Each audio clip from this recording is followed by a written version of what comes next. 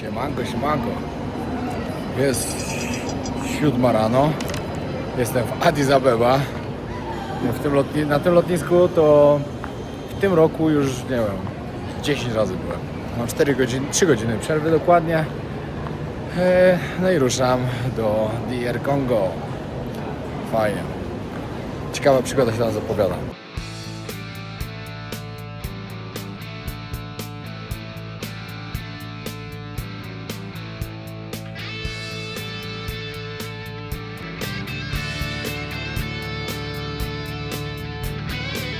Od razu się wchodzi, pola kontrol, każdemu dają, sprawdzają temperaturę, odkażają ręce. No jak za starych tych lat, wiecie, tylko wtedy było co innego. Jakieś dokumenty będzie trzeba wypełnić tutaj. No, już jestem za lotniskiem. Jak będę w hotelu, to wam wszystko wytłumaczę, jak wyglądała cała odprawa w środku. Trochę to zajęło, przyznam szczerze, ale już gotowe. Zaczynam moją przygodę w DR Congo, a następnie Kongo.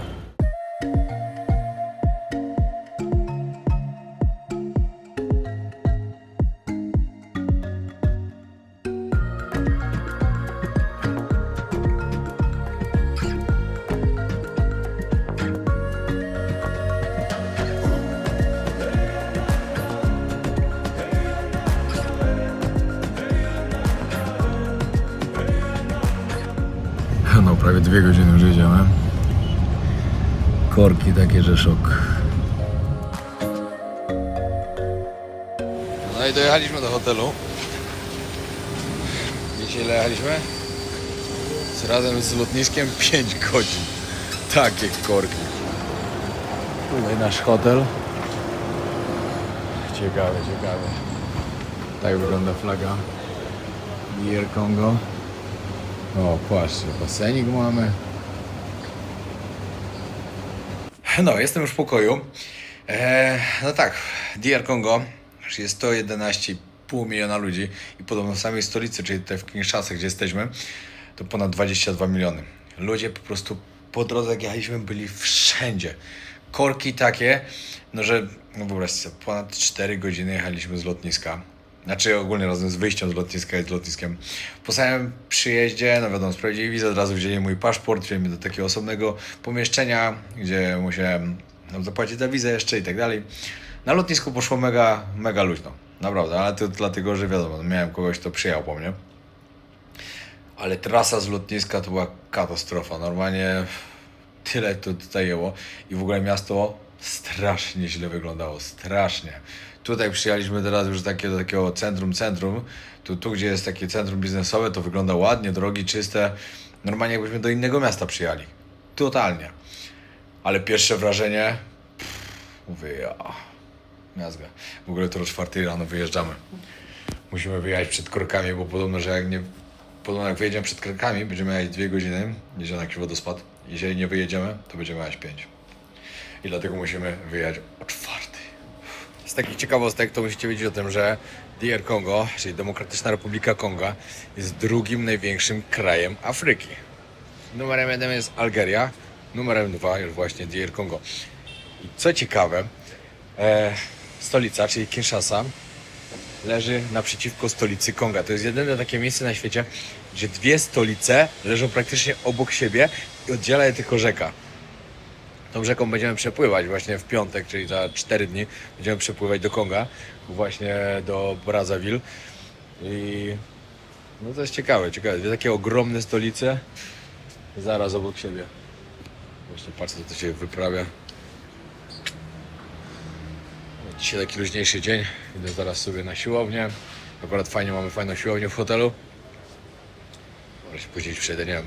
Przyleciałem z Europy, wiecie, tam do 22 jasno. Tutaj 18, no nawet nie, za 15, 6 to już zachód słońca. Za pół godziny będzie ciemno. Jednak zdecydowanie wolę te długie dnie, takie jak są właśnie w Europie w lato. Nakopcone tutaj przed naszym hotelem. O, tam się ognisko pali. Tutaj pan z kałaszem stoi. Taka tam dzielnia.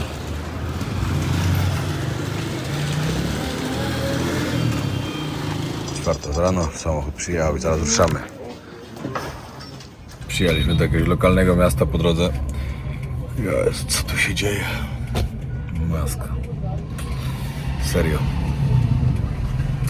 Jakbyśmy do ula weszli po prostu. Patrz, jaka ma pieska. Usually young, the kids were having fun. Ale trasa tu jest ciężka, masakra. Patrzcie, auto całe zakurzone. Jedziemy już od 6 godzin. Od ponad 2 albo, no nie wiem, z 2,5 to na pewno cały czas szutrową drogą. Jeszcze mamy ponad godzinę.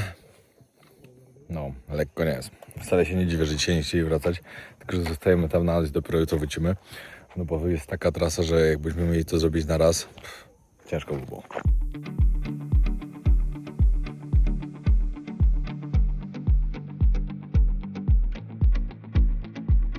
No i dojechaliśmy do Zongo. Tutaj gdzieś kawałek dalej jest Zongo Waterfall, czyli wodospad. Zobaczcie, w jakich domkach będziemy spali.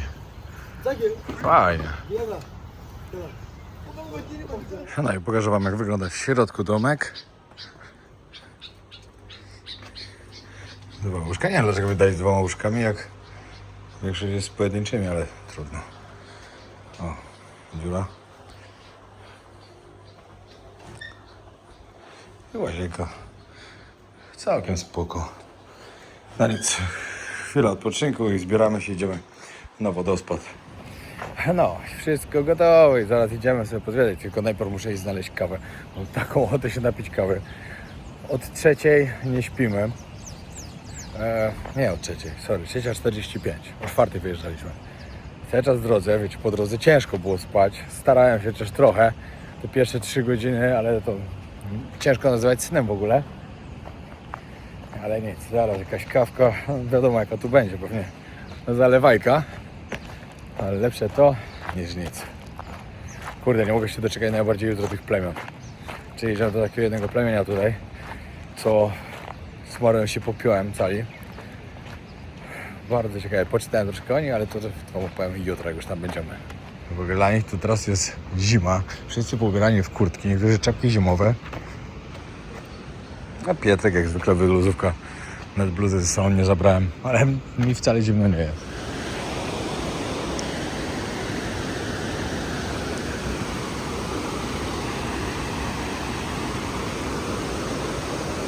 No i miałem dogadane, że mogę sobie zabrać tutaj drona.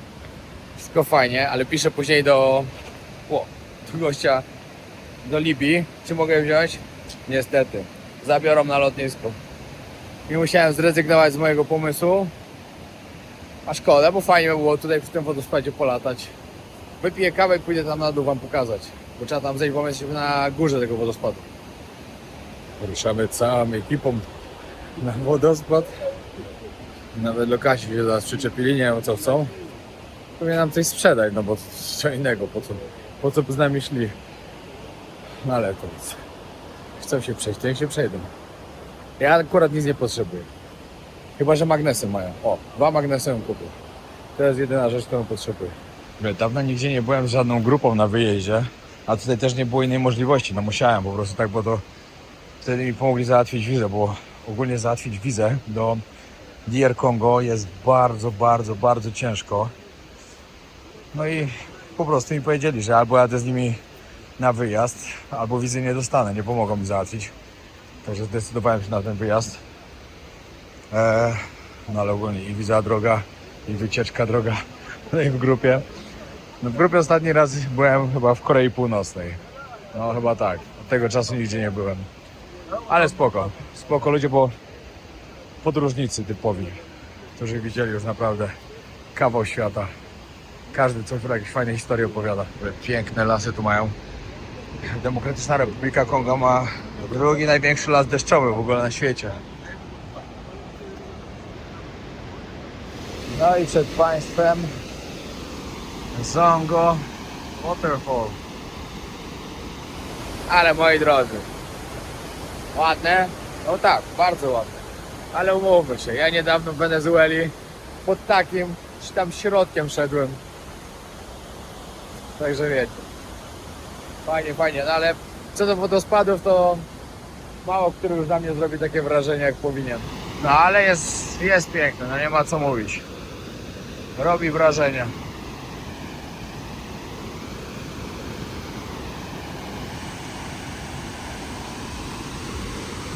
No na pewno warto było przyjechać zobaczyć.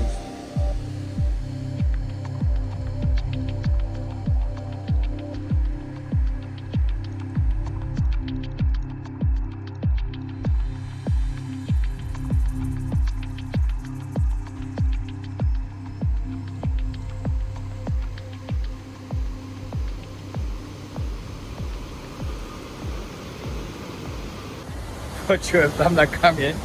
Jeden takie śliskie są i trochę mi się poślizgnęła noga. Zacząłem się wywracać. Zobaczyłem panikę w oczach lokalnych. Ale tak stałem, wiecie, w miarę bezpiecznie. Ale oni o tym nie wiedzieli. Oni widzieli tylko jak z kamyka się wywracam.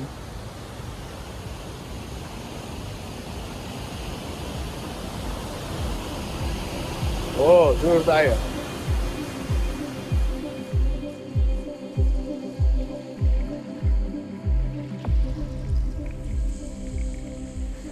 Powiem wam, że naprawdę zaczynam rozumieć, dlaczego niektórzy lubią podróżować właśnie w takiej grupie. Siedzimy sobie teraz do 3 godzin, bo czekaliśmy tyle na obiad i tak niesamowici ludzie.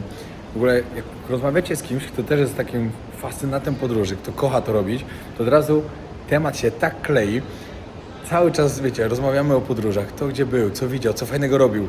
I na przykład, który kraj najlepszy w Afryce? Jeden gościu mówi Namibia, ja mówię, dla mnie też. Co najgorszego jedliście w życiu? Ktoś mówi fermentowany rekin. Ja mówię, no dla mnie tak samo to było najgorsze. I w ogóle, wiecie, siedzimy przy stole, 7 osób i tak, jeden chłopak 172 kraje, i dziewczyna 172 kraje, inny 150, ktoś tam inny 160 ileś, ja 168. No i każdy po prostu ma taką wiedzę o tym świecie, tyle widział już na świecie, tyle podróżował i też wybierają, kto, jaki kraj będzie miał ostatni. Zdecydowanie jeden chłopak, który tutaj jest, on jest z Meksyku, na ostatni kraj wybrał sobie Wenezuelę. Idealnie po prostu. Mówił, że zabiera tam właśnie też przyjaciół i będą wielką imprezę robić właśnie w przyszłym roku. W ogóle z tych osób, które tutaj są właśnie w grupie, to większość mówi, że w przyszłym roku kończy cały świat, albo może rok później. Nie no, świetnie, naprawdę. Powiem wam, że no teraz już jest spoko. Wcześniej byłem taki trochę załamany, mówię, kurde, co tu będziemy robić? No ale jest okej. Fajnie te kamienie wyglądają i właśnie chłopaki z grupy mi powiedzieli, żebym sobie przyszedł, bo jest świetny widok, tylko muszę tam najpierw dojść, z góry wodospadu.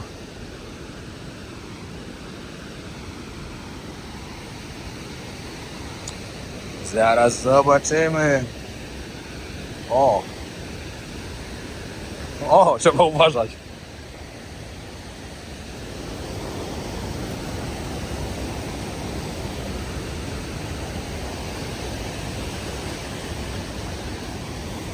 Patrzcie, jak to wygląda. Wkładasz do dziury i nara.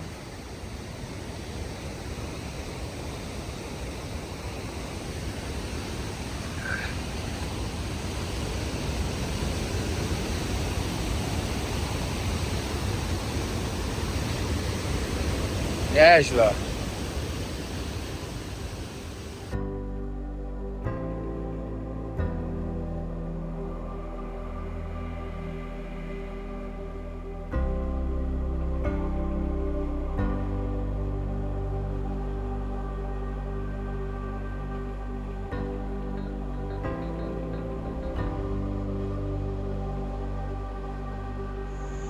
Czas do spania, jutro kolejny dzień, także oglądajcie dalej.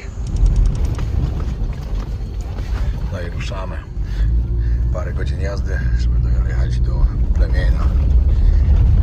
No to będzie coś ciekawego, co na pewno was zainteresuje. Dla mnie, szczerze mówiąc, plemiona to są jeden z ciekawszych rzeczy, które się ogląda właśnie w Afryce. I można zobaczyć, jak żyją naprawdę. Tylko te plemiona, które są prawdziwymi plemionami, a nie robione typowo dla turystów, jak na przykład w Kenii. No, ale to na przykład co widziałem w Etiopii, w Angolii, teraz tutaj też będę w fajnym plemieniu, no to one naprawdę tak żyją i to są takie prawdziwe ich wioski.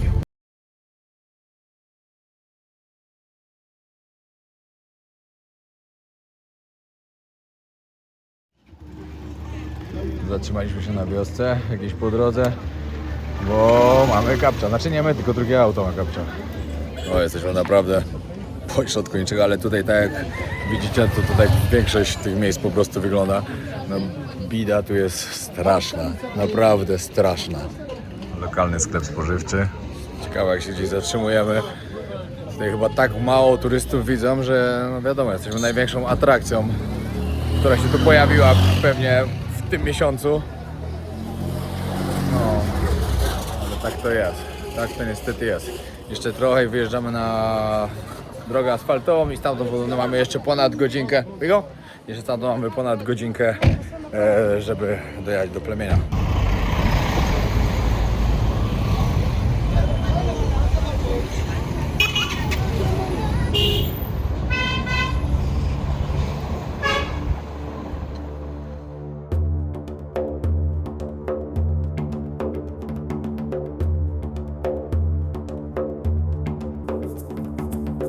Ale tu jest wszędzie syf, to jest po prostu masakra jakaś. No ale to już, ja już tej Afryki widziałem, że po prostu się tak przyzwyczaiłem do tego widoku, że dla mnie gdzieś już teraz jak nie jest brudno, jest czysto, to jest takie wow, ale tu czysto. Niestety tak jest. No właśnie dojeżdżamy i zaraz odwiedzimy plemię. Są to wyznawcy religii Tatagonda. W 1989 roku otworzyli, ale z takich ciekawszych informacji też wam na miejscu powiemy. Mieli swojego proroka, który już nie żyje, ale cały czas wierzą i kultywują tradycję. Tatagonda, nazywana, ten ruch religijny nazywany jest też niebiańską armią. Co ciekawego, oni żyją bardzo skromnie, nie piją alkoholu, nie palą papierosów, różnych innych uciech. Żyją w bardzo podstawowych ubraniach. Myją się też na swój sposób, bo myją się po prostu popiołem. O, popiołem.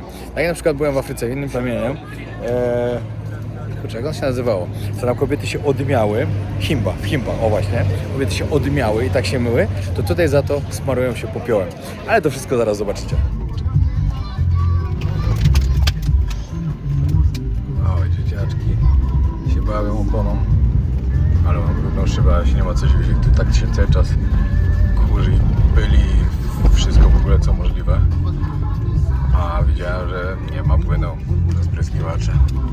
No droga tu jest naprawdę bardzo zła. Idziemy jakieś 10 na godzinę, jak nie jeszcze mniej. Dobra, potem jak widzę jak wygląda trasa, to wiem, że na pewno to będzie legitne plemię. Ciężko się tam dostać.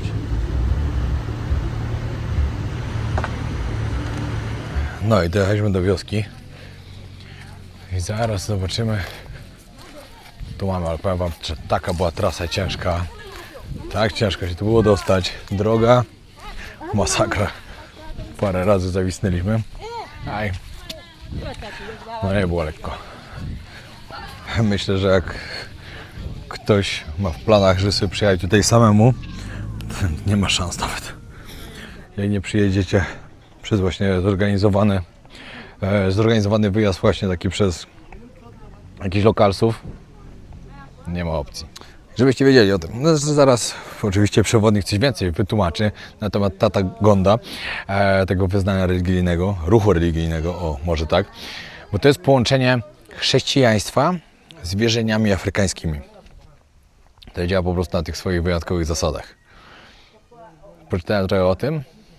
Bardzo ciekawe. Dobra, przyszedł nas pan. Od razu kazał kobietom zakryć ramiona, nogi, głowy nawet, żeby włosów nie było. I ruszamy. Bo to miejsce, do którego przyjechaliśmy przed chwilą, to jeszcze nie jest ta wioska, bo tu dalej się już nie da dojechać. Trzeba przejść. Ale się wypalił. Jesteśmy na takim totalnym odludziu, że szok. O, zaraz chyba będzie znowu gleba. Okej. Dotarliśmy, siedzi pan, który pilnuje na wejściu. O, czyli pilnują sobie, że nikt niepożądany nie przyszedł do wioski. A i tak jeszcze nie jesteśmy, jeszcze teraz właśnie pod górę lecimy. I później trzeba gdzieś iść dalej. Ciekawe doświadczenie bardzo. Wow.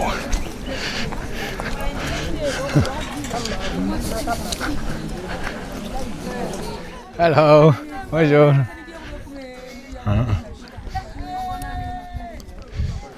No, jesteśmy w tej wiosce. Nie chcę tego nazywać brzydką tym słowem na sy, ale tak się czuję, jakbyśmy w takim miejscu byli. Dajcie znać, co myślicie o tym miejscu. Dobra, teraz Szepetny nam opowiedział fajne rzeczy. Tak, ci ludzie, którzy są wysmarowani cali prochem, mają taką zasadę, że jak są w sekcie, zapytałem się go, czy to jest sekta, on powiedział, no tak, jest. Także przynajmniej szczerze odpowiedział. Te osoby nie mogą być w związku małżeńskim, nie mogą się z nikim, nie mogą być w ogóle w związku z nikim, ponieważ po wstąpieniu do Tatagonda oni przysięgają wierność Bogu. Tak to wygląda. Te osoby, które smarują się prochem, całe życie już to robią, nie myją się i tylko właśnie używają tego prochu do mycia się, tego popiołu, popiołu bardziej. I z tego co mówią, no to oni już później nie mogą mieć dzieci, nie uprawiają seksu, nie piją alkoholu, nie palą papierosów, żyją według ustalonych zasad Tatagonda i się to nie zmienia. I jeśli chcą być wewnątrz sekty, to się nie może zmienić. A jeśli na przykład byli małżeństwem lub parą przed wstąpieniem tutaj, po wstąpieniu muszą się rozstać. I tak to wygląda.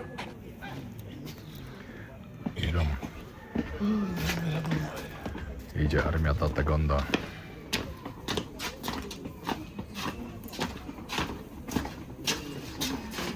Trochę przerażające to jest, przyznam szczerze.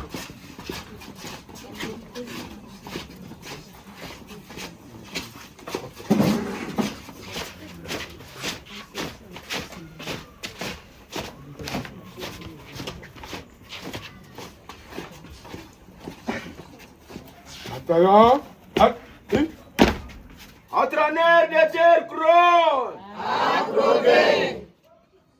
Atraner de ter kron. Twetitonda diaka kungenzambi mphungu. Kadi phova zakho zilungananga. Tumenitambo la bamphangi batukidi ntsekila muzikontina zintimphutu. Bao bazieta nga mukutala nti idina tulomba nga vumphevi aku tona nzambi muse yemu mwana yemu mphevi ya nlongo totonda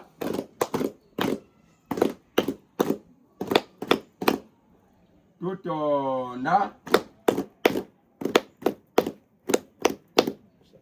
Oh, Yahweh, Yahweh, Utuba, oh Yahweh, Dala, Dala, Matu, Wili, Wamusi, oh Yahweh, do, Dala, Emona, Pasise, to, Anzo,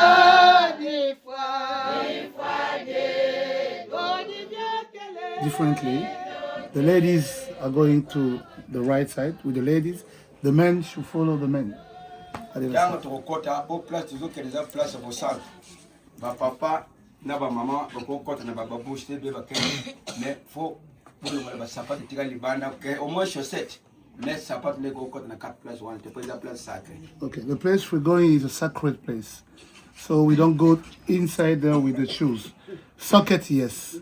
So before entering there, at the gate, we leave our shoes, our slippers outside. Tatagonda, they're only here on the DR Congo or somewhere more country? Okay, this is the original country where they came from, but they have some followers around DRC. Okay. Yeah. Do you know the numbers? How many people believe this? Oh, there are lots. More than 500. Okay. Yeah. A lot. 500? Yeah. Okay, and this village, how many people live in? Okay, here this village belongs to Tatagonda. So here you find his grandsons. Okay. His All his direct family, relatives, okay. yes, his family. Okay. only.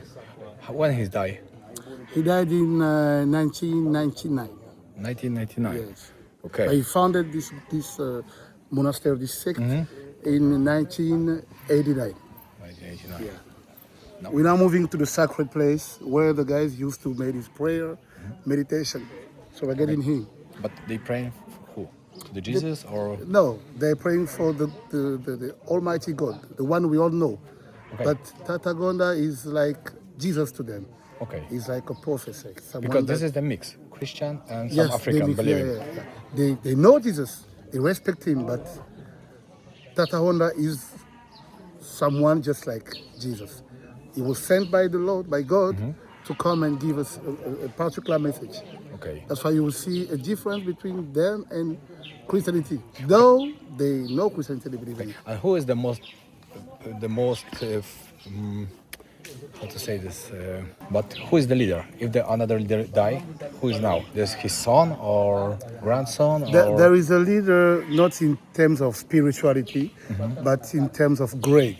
Okay. Ah, okay. They have a certain grade here, hierarchy. But like the oldest person, or Yes, but not only older, but in terms of grade. I mean, like there is a commandant, just like in the army. Okay. There are generals Yeah, and so on. Yeah. okay, let's go inside. Okay. Dobra, jesteśmy już tu w środku świątyni, gdzie się modlą. I patrzcie, oni, żeby wejść do środka, muszą iść tak, na klęczkach. Nie mogą wejść tutaj normalnie wyprostowani.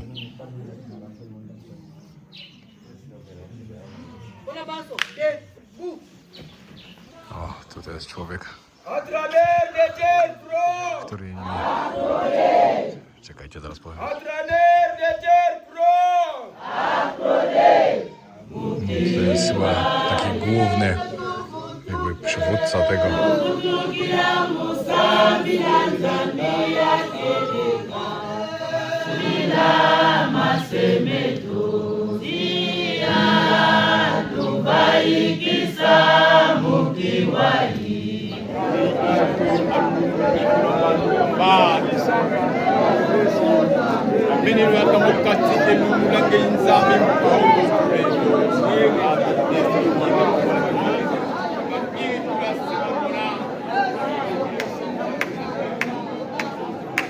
Fokula. Tout là. Fokula. Entraîneur de terre Kron. À titre d'or. À titre d'or. À titre d'or. Patrzcie, jak muszą wychodzić ze świątyni. Wszyscy na kucaka. Ale to jest dziwne. Patrzcie, oni nawet idą jak armia, jak wojsko. Défiler, il n'y a pas de problème. If you want to join the row, feel free, guys. Ils peuvent déjà commencer à filmer puisqu'on gère le temps. Hein. Okay.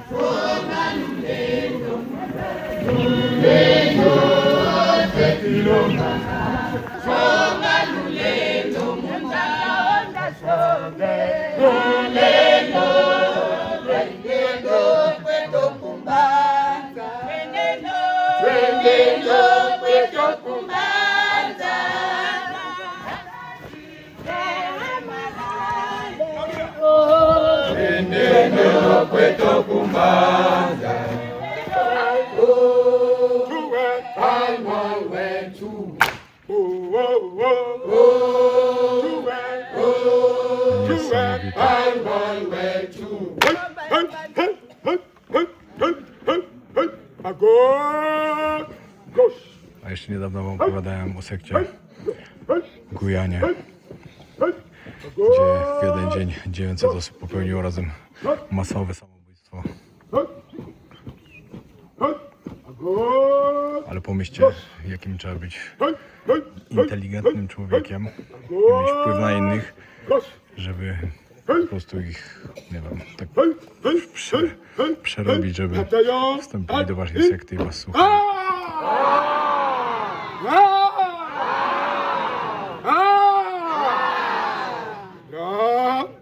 Ale to trzeba mieć w sobie jakąś, nie wiem, siłę przybicia, coś wpływać na tych ludzi, że oni po prostu za wami w ogień pójdą. A ten w Gujanie to w ogóle, on przekonał tych ludzi, że żeby popełnili samobójstwo dla niego, to już w ogóle jest szok.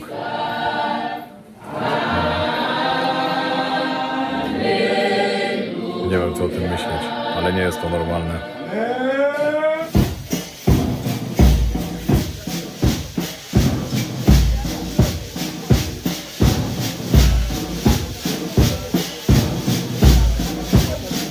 Akurat trafiliśmy, że mają tutaj jakieś specjalne święto dzisiaj 3 dni. Różni wyznawcy tej religii, tego ruchu religijnego przyszli z różnych miejsc na 3 dni tutaj, typowo się modlić.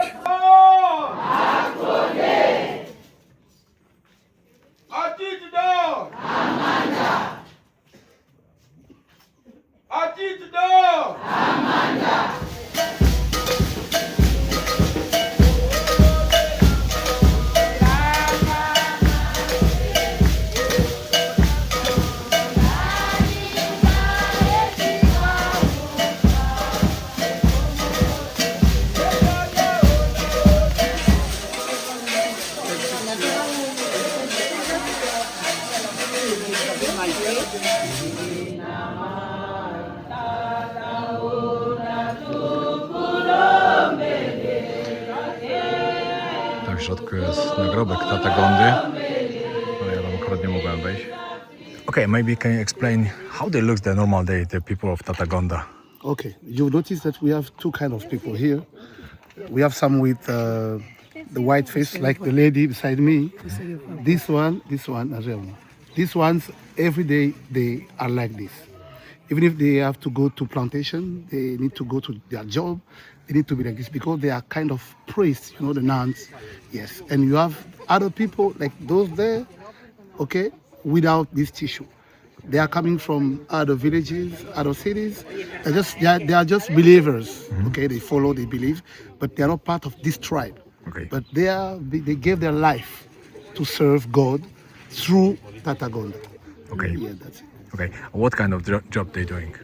They Is are that normal? plantations. They are, some of them are doing some, fishing. Everything you can find in a village, in a normal village. Yes, that's it. Who can join the tribe? Everybody can join, or you have to be specific from here or from the village around here? Yes, people can join the community.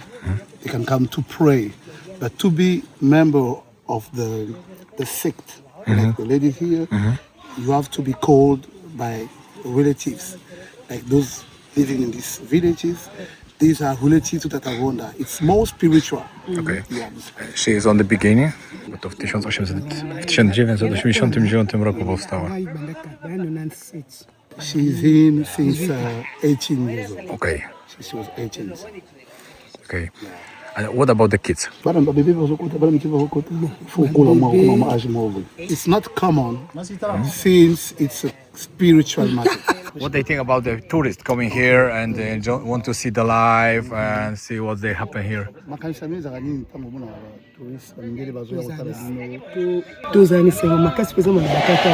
So they are very happy. First of all, because Tata Gonda, before dying, used to tell them that people will be coming up from abroad to visit you here. Before it's even started. Okay, they are not like just closed just for the people from Tata Gonda. They just want to show more people they can see how the life looks like here. Yeah.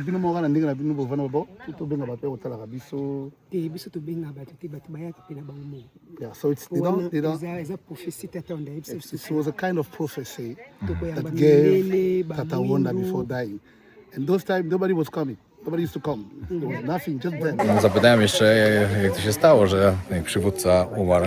Czy był ten prorok, to oni tak mówią, czy był po prostu stary już, czy był chory na coś.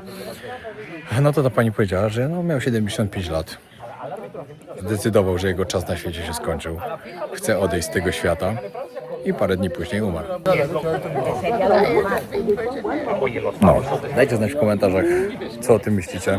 Tylko nie ubliżajcie, bo każdy ma prawo wierzyć, co mu się podoba. Dajcie znać, jak wy podchodzicie do takich rzeczy. Ja mam strasznie mieszane uczucia. Wiadomo, sekty są złe. Nie ma co ukrywać. No, nie ma chyba dobrych sekt. No bo no, umówmy się, no to jest. To nie jest normalne. Ale skoro komuś się tak dobrze żyje, ktoś chce w coś wierzyć i wyznawać, że nagle przed gościu stał się ich prorokiem, założył religię i idziemy za nim. To jest jego sprawa. Taka jest prawda.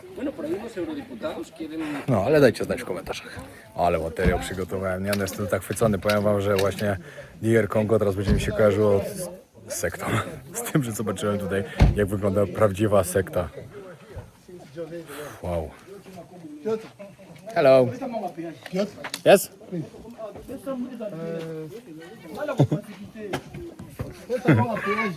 się dzieciaczki cieszą. Zobaczcie, jak się jeździ. Już 1,5 godziny siedzimy w samochodzie przy wjeździe na autostradę i nie wiem, na co czekamy. Chyba jakiegoś, nie wiem, zezwolenia nie mamy albo coś, nie wiem całkowicie, o co chodzi. O, jeszcze okazało się, że nam się zepsuło trzecie auto. To jest niesamowite, jakie tu są korki. To jest chyba najbardziej zakorkowane miasto, jakie widziałem w życiu. Serio. My cały czas jedziemy pod prąd, jakby co.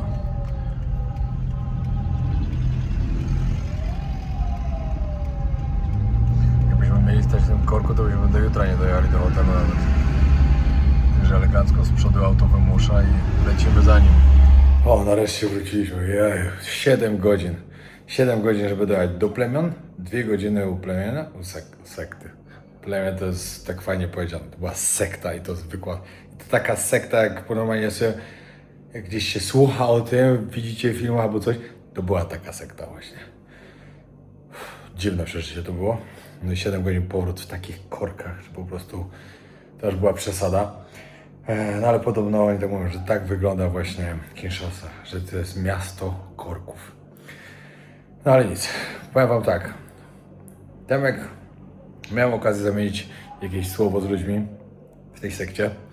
Byli bardzo mili, fajni, opowiadali w ogóle sobie superlatywy na ten temat, jak oni są oddani Bogu, jak się cieszą z tego, że są tam. I tak sobie później pomyślałem, no spoko, fajnie, mili ludzie, naprawdę. A później sobie pomyślałem, no przecież tak działa sekta. Na początku będą wszystko fajnie, mili, żebyście polubili. Później wam będą obiecali złote góry, a na koniec was ciągną do sekty. No i będzie koniec. Dziwne to było przeżycie, przyznaję.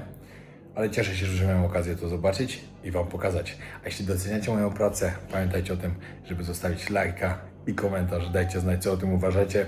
I zapraszam na kolejny odcinek z Demokratycznej Republiki Konga, bo jutro zapowiada się naprawdę udany dzień. Pozdrawiam.